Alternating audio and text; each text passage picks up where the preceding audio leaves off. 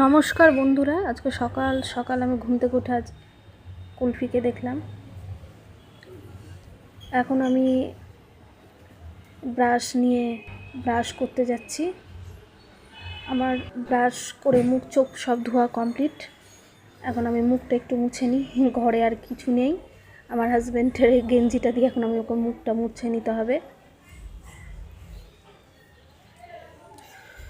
আজ ঘরটা প্রচুরভাবে ছিটানো, ঘরটা একটু গুছিয়ে টুছিয়ে নিয়ে এখন আমি স্নান করে সম্পূর্ণভাবে রেডি, যাই একটু পুজো ঘরে।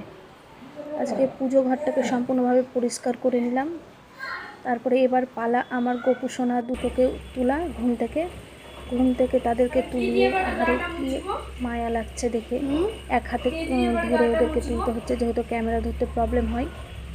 ওদেরকে তুলে নিলাম, তুলে নিয়ে এখন ওর একটু বিছানাখানা আর কি সাইড করে রাখবো।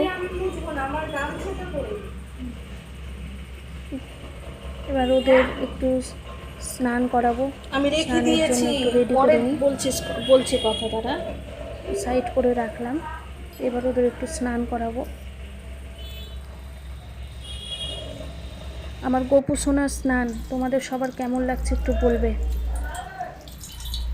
এই গরম আমরাই তো থাকতে পারছি না, তো এই বাচ্চা দুটো কি করে থাকবে বলেন। ওই জন্য ওদেরকেও একটু করে নর্মাল, যেটা আমার ঠাকুর ঘরে পুজো করি সেই জল দিয়ে ওদের আমরা স্নান করিয়ে দিলাম। এই যে লাস্ট আমার গোপু সোনা, এখন পুজো করলাম।